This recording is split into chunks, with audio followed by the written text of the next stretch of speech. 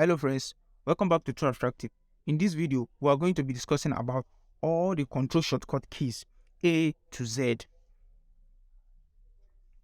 The first one is Control A. Control A helps us in selecting document. Assuming here is a bunch of documents, instead of trying to highlight the document from the beginning to the end, all we just need to do is to press Control A and everything will be highlighted. Quick. Control B, we make text bold, right? Assuming we have the text, bear with me. If you press Ctrl B after highlighting the text, we end up having a text which is quite bold, right? It is quite bold than the previous one, right? It is quite bold. Now let's look at the next one. The next one is Ctrl C. Ctrl C allows us to copy text while working with a document, or copy files while working with files on a computer. Ctrl D helps us in changing the font style. Assuming you have a document and the font of the document is sans serif, you want to change it to Times New Roman or something else, all you just need to do is to say Ctrl D and you have access to able to change the font style of the text.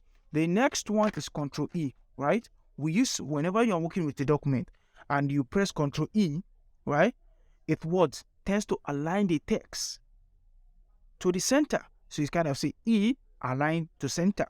That's what Ctrl E does. For Ctrl F helps us to find a text or words, most especially in a document or even on a computer. When you open a window and you are looking for some document, you can search in the folder by using Ctrl F.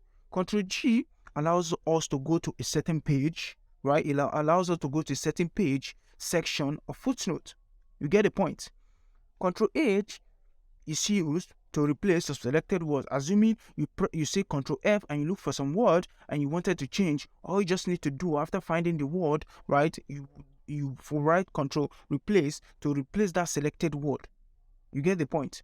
Now Ctrl I is to make a text italic. Assuming you are writing normally, if you want to make the text, assuming let's say the word hello, this is hello written in normal form. Italic will be something like this. You see, it makes it kind of slant.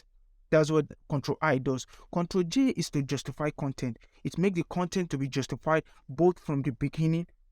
If you have a text, let's say you write the text like this, justify tries to stretch the text to make sure it is justified completely, depending on how you set this justification.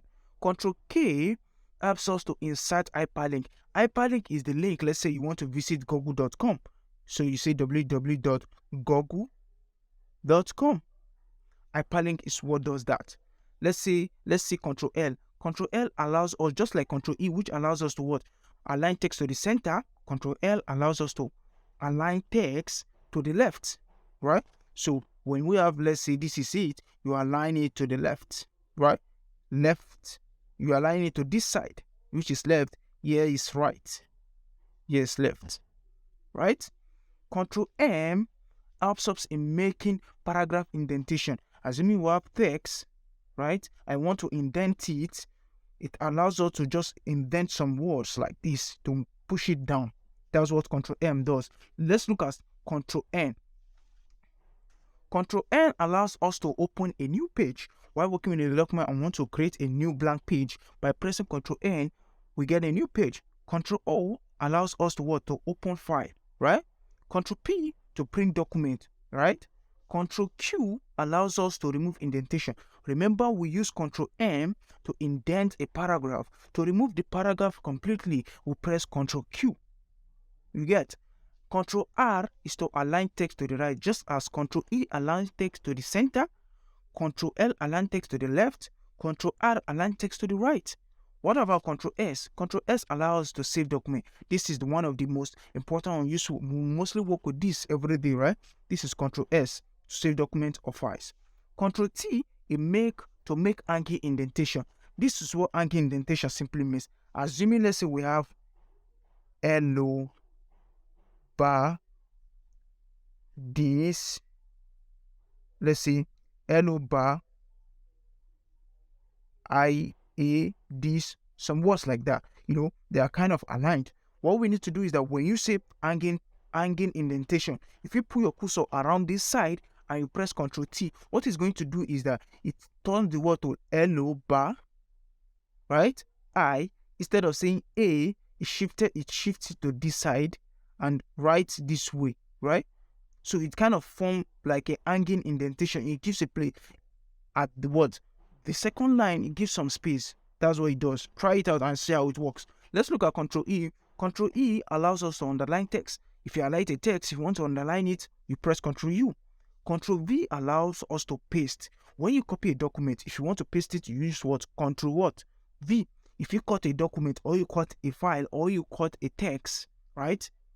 You want to paste it to another folder or to another place, you press Control what? V. Control W allows us to close the current document, not the whole window, but it allows us to close the current document, right? That's what Control W does. Control X allows us to cut documents, right? Instead of Control C that copies, right, that leave the file still in that original place. No, Control X remove the file completely from that region. Control Y helps us in redoing action. Whenever you copy something, right, or you deleted something, you made a mistake, right? And after making the mistake, you undo it, which is the Control Z, in order to do the action again, to redo an action that you have already done. You do Control what?